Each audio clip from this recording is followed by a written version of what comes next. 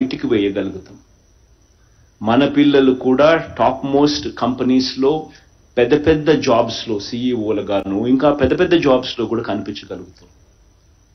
ఈ దిశగా నిజంగా అడుగులు వేశాం. ఎడ్యుకేషన్ ఏ స్థాయిలో ప్రోత్సహిస్తున్నానో ఇంతకు ముందు చెప్పాను. ఇన్ఫ్యాక్ట్ సో మచ్ సో మనం ఎంతగా ప్రోత్సహిస్తున్నాము అని అంటే top 50 colleges, 21 faculties, 320 colleges all put together ఈ టైమ్స్ రేటింగ్స్లో, ఈ టైమ్స్ రేటింగ్స్ కానీ ఈ క్యూఎస్ రేటింగ్స్ కానీ ఉన్న ఈ కాలేజెస్లో సీటు వస్తే చాలు 1,25,00,000 రూపాయల దాకా పిల్లల్ని ప్రభుత్వమే దగ్గరుండి చదివిస్తుంది, డబ్బులు మనమే ఫీజులు కట్టి అని చెప్పి కూడా విప్డానే జగనన్న విదేశీ విద్యా దీవెన కింద తీసుకొచ్చిన ప్రోగ్రామ్. దాంట్లో ఆ ప్రోగ్రాంలో భాగంగా ఇప్పటికే దాదాపుగా 400 చిల్లర మంది స్టూడెంట్స్ కూడా ఆల్రెడీ అవైల్ చేసుకుని ఆల్రెడీ పెద్ద పెద్ద కాలేజెస్లో చదువుతున్నారు, అక్కడికి వెళ్ళి సీట్ సంపాదించుకుని.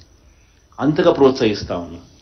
బహుశా అందరికీ ఆ లెవెల్లో యూనివర్సిటీస్లో సీట్లు రాకపోవచ్చు, బహుశా అందరికీ ఆ క్వాలిటీ ఆఫ్ ఎడ్యుకేషన్ అందుబాటులోకి రావడం కష్టం అవుతుంది. దానికి పరిష్కారంగా మన పిల్లలకు ప్రతి యూనివర్సిటీస్లోనే ఆ యూనివర్సిటీస్నే ఆ సబ్జెక్టులనే ఇక్కడికి మన యూనివర్సిటీస్కి తీసుకొచ్చే గొప్ప ప్రయత్నమే ఈ రోజు మనం చేస్తా ఉన్న ఈ ఎడెక్స్తో ఈ ఒప్పందం, ఈ ఎంఓయు. సో ఇప్పుడు ఎవరెవరో ఎక్కడికెక్కడికో సీట్లు వస్తే మంచిది, సీట్లు రాకపోయినా బాధ లేదు. ఎందుకనంటే ఆ పర్టికులర్ కోర్సు మన యూనివర్సిటీలో మన దగ్గరే ఇక్కడే అవైలబుల్గా ఉంది. ఆ సర్టిఫికెట్ మనకి ఇక్కడే ఇస్తారు. That is the game changer. So quality of education మీద గొప్ప అడుగులు వేసే కార్యక్రమం మనం చేస్తా ఉన్నాం. వీటి అన్నిటిలో కూడా ప్రతి వీసీని కూడా నేను రిక్వెస్ట్ చేస్తా ఉన్నా, వీటి అన్నిటి మీద కూడా మీరు కూడా ధ్యాస పెట్టండి. మన దగ్గర ఉండేటివన్నీ కూడా మేక్ షూర్ దట్ రిజిస్ట్రేషన్స్ బాగా జరిగేట్టుగా చూసుకోండి. మన ఆన్లైన్ కేపబిలిటీని పెంచండి. నా దృష్టికి వచ్చింది ఇట్స్ ఇన్ఫ్యాక్ట్ కొన్ని గొప్ప కార్యక్రమాలు కూడా జరిగాయి అని చెప్పి ప్రతి యూనివర్సిటీ వీసీ కూడా క్యూ తీసుకోమని చెప్తున్నాను నేను. ఇన్ఫ్యాక్ట్ ఒక గొప్ప అడుగులు పడ్డాయి ఆ యూనివర్సిటీస్లో. ఇన్ఫ్యాక్ట్ ఆర్టిఫిషియల్ ఇంటెలిజెన్స్ పూర్తి స్థాయిలో వినియోగానికి అక్కడ చర్యలు తీసుకున్నారు. యూనివర్సిటీలో computer vision, image processing, metaverse learning జోన్ల ఏర్పాటు. ఒక్కో జోన్కు దాదాపుగా 10 కోట్ల రూపాయల పెట్టుబడితో పద్మావతి మహిళా యూనివర్సిటీలో ప్రారంభమయ్యాయి. This is the starting point, this is the cue. ఇటువంటి ఇనిషియేటివ్స్ నాకు ప్రతి యూనివర్సిటీలో కూడా ప్రతి వీసీ కూడా తీసుకోమని అడుగుతా ఉన్నాను. అంటున్నల్ అన్లెస్ టెక్నాలజీని మనం పూర్తిగా ఓన్ చేసుకోలేకపోతే, టెక్నాలజీని మన పిల్లలకి దగ్గరికి తీసుకొని రాలేకపోతే మనం క్వాలిటీ ఆఫ్ ఎడ్యుకేషన్ ఇవ్వడంలో వెనకడుగు వేస్తాం. So I urge all the VCs to put in the focus and put in the effort to bring in this technology into your universities. కార్యక్రమం వల్ల మంచి జరగాలని మనసారా కూడా కోరుకుంటూ ఆశిస్తూ అడుగులు ముందుకు వేద్దాం.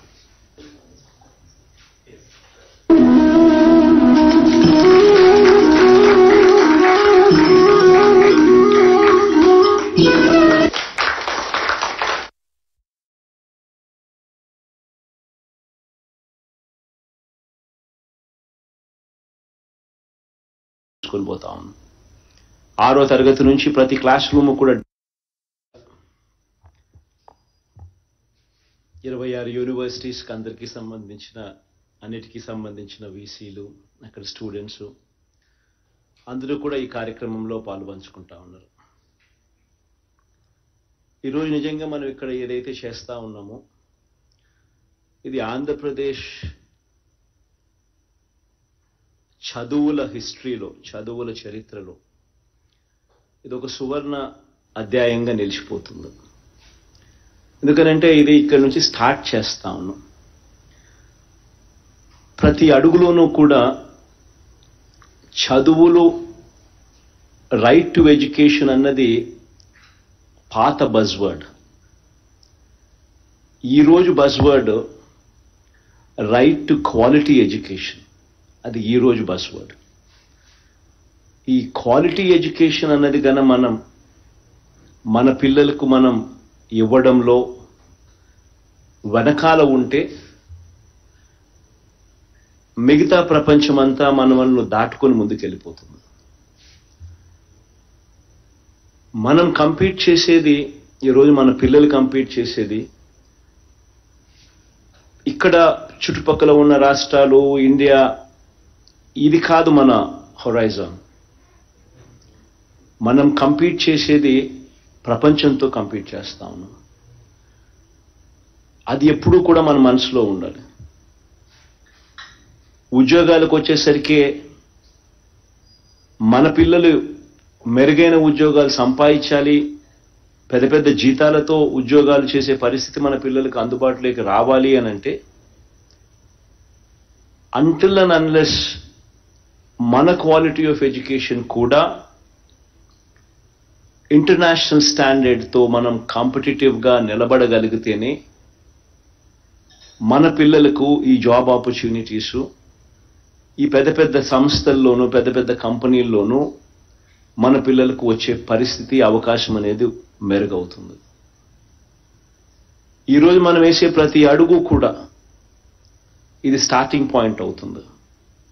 ఈ విత్తనం పెద్దదై చెట్టై ప్రతిఫలాలు వచ్చేసరికి బహుశా 5 ఏళ్ళు పట్టచ్చు, బహుశా 4 ఏళ్ళు పట్టచ్చు.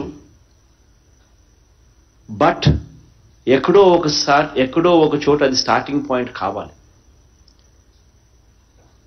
హైయర్ ఎడ్యుకేషన్లో ఈరోజు మనం వేసే అడుగులు బహుశా రిజల్ట్ రావడానికి ఇంకొక 4-5 ఏళ్ళు పట్టచ్చేమో. బై ద టైం మన పిల్లలు గ్రాడ్యుయేషన్ కోర్స్ పాస్ అయిపోయి సర్టిఫికెట్లు చేతులు పట్టుకొని ఉద్యోగాల కోసం అడుగులు ముందుకేసే సమయానికల్లా మనం వేసిన ప్రతి అడుగు కూడా చిన్న పిల్లల దగ్గర నుంచి, 1వ తరగతి పిల్లల దగ్గర నుంచి, ఆ వయసులో ఉన్న ఆ పిల్లల దగ్గర నుంచి మన ప్రైమరీ ఎడ్యుకేషన్ స్థాయి నుంచి అక్కడి నుంచి పూర్తిగా సమూలంగా మార్చే కార్యక్రమాలు చేస్తా ఉన్నాం. ఇన్వెస్ట్మెంట్ ఇంటూ హ్యూమన్ క్యాపిటల్ అన్నది ఒక ప్రధానమైన అంశంగా మన ప్రభుత్వం భావిస్తూ ఉంది. కాబట్టి ప్రతి అడుగులోనూ కూడా ఆ కమిట్మెంటు, ఆ ప్యాషను చూపిస్తా ఉన్నాం. ప్రైమరీ లెవెల్ నుంచి ఎడ్యుకేషన్ ఒకసారి ఏమేం మార్పులు జరుగుతూ ఉన్నాయని ఒకసారి గమనించినట్లయితే, మొట్టమొదటిసారిగా అడుగులు పూర్తి గవర్నమెంట్ స్కూళ్ళన్నీ ఇంగ్లీష్ మీడియం వైపు అడుగులు వేశాం. భావి ప్రపంచమంతా కూడా పరిగెత్తా ఉంది. గ్లోబల్ సిటిజన్స్ కావాలి అని అంటే మనం మాట్లాడే భాషలో పరివర్తన రావాలి, యాక్సెంట్లో మార్పు రావాలి. వెస్టర్న్ కంట్రీస్లో ఏ రకంగా మాట్లాడగలుగుతారో ఆ రకమైన ఈస్తో మనము కూడా మాట్లాడగలిగే పరిస్థితి ఉండాలి, అర్థం చేసుకునే పరిస్థితి ఉండాలి. ఎడ్యుకేషన్ కూడా ఆ స్టాండర్డ్కు వెళ్తే తప్పనిచ్చి మన భవిష్యత్తు మారదు. గవర్నమెంట్ బడులు ఇంగ్లీష్ మీడియం వైపు నుంచి మొదలు పెడితే, ఇంగ్లీష్ మీడియం చేయడం దగ్గర నుంచి మొదలు పెడితే, నాడు నేడుతో రూపురేఖలు మార్చే కార్యక్రమంతో స్టార్ట్ చేస్తే, పిల్లలను బడులకు తీసుకొచ్చేదానికి మోటివేట్ చేస్తూ ఓ అమ్మఒడి, ఓ గోరుముద్దతో మొదలెడితే, ప్రయాణం ఉట్టి ఇంగ్లీష్ మీడియం తీసుకురావడంతోనూ, నాడు నేడుతో మార్పులు చేయడంతోనూ, ఇన్ఫ్రాస్ట్రక్చర్లో మార్పులు చేయడంతోనూ ఆగిపోలే. ఇంగ్లీష్ మీడియంతో మొదలైన ప్రయాణం ఏకంగా నెక్స్ట్ 10 సంవత్సరాలకు, ఈరోజు 1వ తరగతి చదువుతా ఉన్న పిల్లలు 10th క్లాస్కి వచ్చేసరికి ఆ పిల్లాడు ఐబీ ఎగ్జామ్, ఇంటర్నేషనల్ బ్యాకలౌరియట్ పరీక్ష తీసుకునే విధంగా అడుగులు వేస్తా ఉన్నాం. వాటికి సంబంధించి ఐబీ వాళ్ళతో ఎంఓయు చేసుకోవడము, వాళ్ళు మన SCERTలో భాగం కావడము, ఈ సంవత్సరం టీచర్స్ కెపాసిటీ బిల్డింగ్ మీద ధ్యాస పెట్టడము, ఆ తర్వాత ఎవ్రీ ఇయర్ ఒక క్లాస్, అంటే ఈ సంవత్సరం టీచర్స్ కెపాసిటీ బిల్డింగ్, నెక్స్ట్ సంవత్సరం 1వ తరగతి, ఆ తర్వాత 2వ తరగతి, ఆ తర్వాత 3వ తరగతి సంవత్సరం, 2035 సంవత్సరం వచ్చేసరికి ఏకంగా మన పిల్లలు ఐబీ పరీక్షను తీసుకునే పరిస్థితిలోకి మన పిల్లల చదువులను తీసుకొని పోతా ఉన్నాం. 6వ తరగతి నుంచి ప్రతి క్లాస్ రూమ్ కూడా డిజిటైజ్ చేస్తూ ఐఎఫ్పి ప్యానల్స్ మన క్లాస్ రూమ్లోకి గవర్నమెంట్ బడులలోకి తీసుకొస్తా ఉన్నాం. 8వ తరగతి పిల్లలకు ట్యాబ్స్ ఇచ్చి పిల్లలకు చదువులలో వేగం పెంచుతూ సులభంగా అర్థమయ్యేట్టుగా అడుగులు వేస్తా ఉన్నాం. బైజూస్ కంటెంట్ను అనుసంధానం చేశాం. బైలింగ్వల్ టెక్స్ట్ బుక్స్, ఒక పేజ్ తెలుగు, ఒక పేజ్ ఇంగ్లీషు, ప్రతి టెక్స్ట్ బుక్ ఈరోజు గవర్నమెంట్ స్కూల్స్లో అందుబాటులోకి తీసుకొచ్చాం. ఈ ప్రయాణం, ఈ అడుగులు ఏదైతే వేస్తా ఉన్నామో ఇది ఇక్కడితో ఆగిపోకూడదు.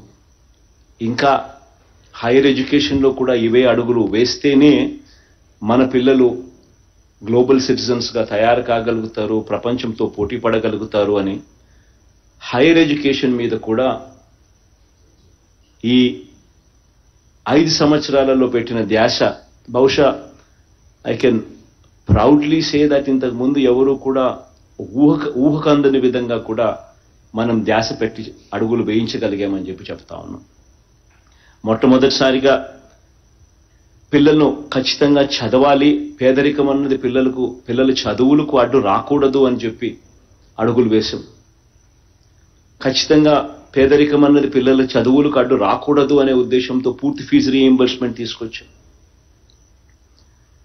పూర్తి ఫీజు రీయింబర్స్మెంట్ ఇవ్వడమే కాకుండా ఎవ్రీ ఎడ్యుకేషనల్ అకాడమిక్ ఇయర్, అంటే ఎవ్రీ జూన్ టు జులై, ఆ పీరియడ్కు ఎడ్యుకేషనల్ అకాడమిక్ ఇయర్ స్టార్టింగ్లోను, అకాడమిక్ ఇయర్ మొదట్లోను, చివరిలోను, అంటే ప్రతి ఏప్రిల్లోనూ వసతి దీవెన కింద కూడా సపోర్ట్ చేస్తా వస్తున్నాం. ఇది ఒకటే కాకుండా జాబ్ ఓరియంటెడ్గా కూడా కరికులంలోకి మార్పులు తీసుకొచ్చే దిశగా అడుగులు వేసాం.